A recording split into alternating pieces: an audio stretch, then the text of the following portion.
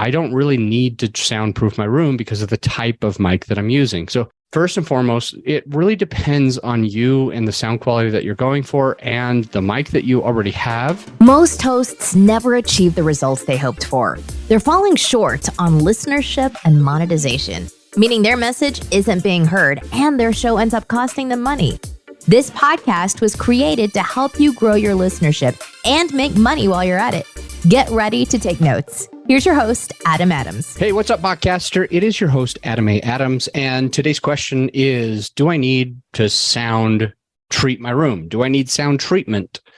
And so hopefully it's going to be a short episode, and I'll just answer that question and just let you know. So right now I am recording in a room that has tons and tons and tons of windows. I mean, I've got 1, 2, 3, 4, 5 windows, and I'm actually right next to the ceiling, which is made of wood.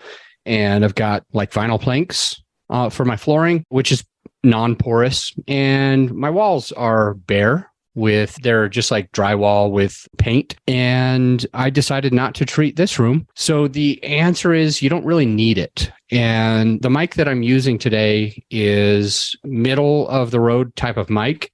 But it's a decent mic. And in one of the episodes that are coming up here in 3 or 4 episodes, I'm going to talk specifically about mics, and I'll talk about mixers and headphones and what kind of studio lighting you should use, or if you should not use it, what type of mic stand you could use, a webcam. I'll talk about what a cloud lifter is and if you need it, depending on the mic that you have. There's a bunch of cool questions. How fast does my internet need to be? What kind of computer should I use? For all things equipment that we're going to be going over just the next few episodes. And that's one of the reasons why I want to keep it short, at least for my solo episodes.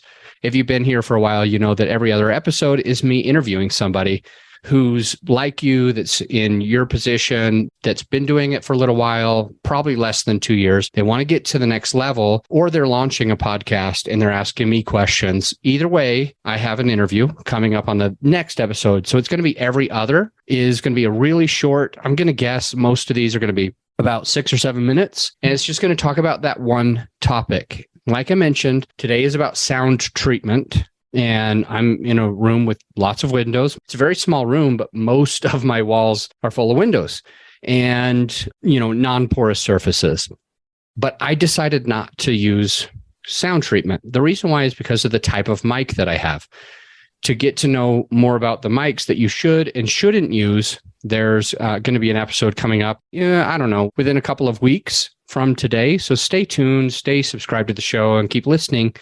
You're going to want to hear that. I just want you to basically know that first and foremost, you definitely, if you're using what's called a Blue Yeti, it's a mic that I don't like, and I always tell people not to use it. But if you're using the Blue Yeti or a comparable mic, now the Blue Yeti, I think, is like $120. I'm not sure if they've changed the price recently, but it's over $100 US, and they've got really great marketing, but it's not a really good podcast mic. I'm using a microphone now that you can get on Amazon for like $79 or $99. And I don't really need to soundproof my room because of the type of mic that I'm using. So first and foremost, it really depends on you and the sound quality that you're going for and the mic that you already have.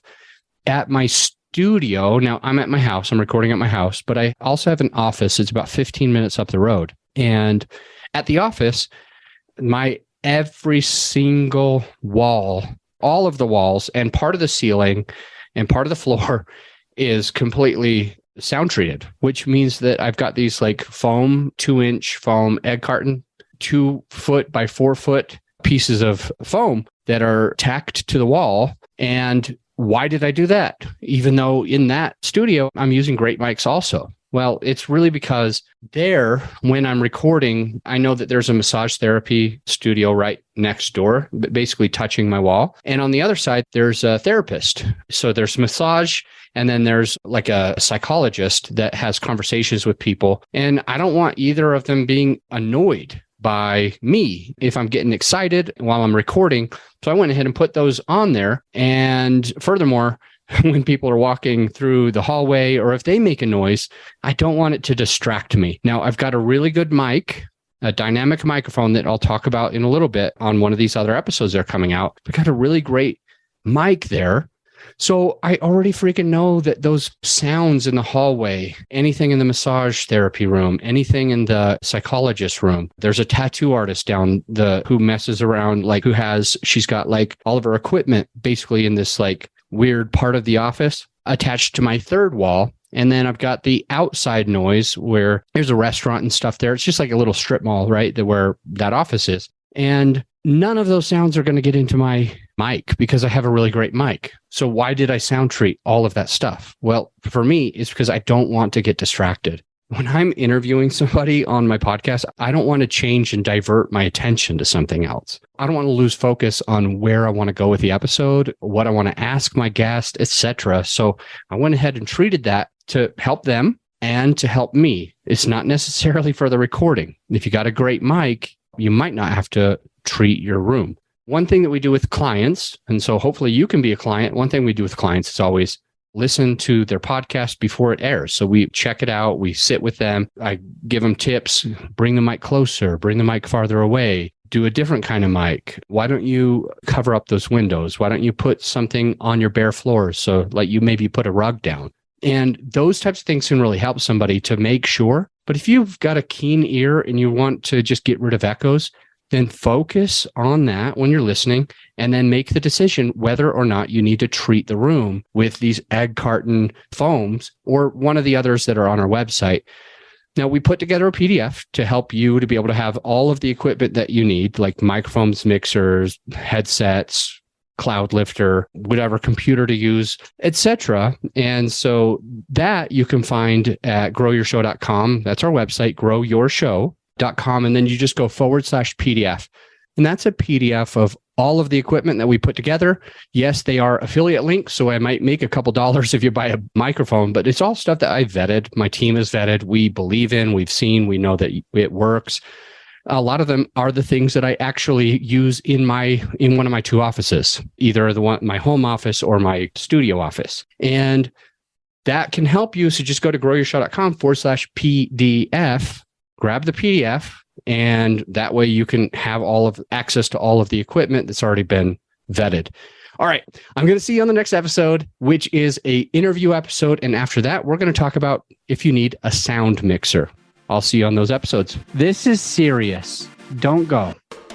Now that you've gotten whatever value that you feel that you got, the actionable takeaways, you need to implement the stuff that you learned. If you remember me talking about bird church once, and they learn how to fly, and then they walk home, I don't want you to walk home. I want you to fly home. So take the steps, take the actionable steps for your benefits that you can become a better podcaster. That's the only thing that I ask of you. And I'll see you for more actionable tips on the very next episode.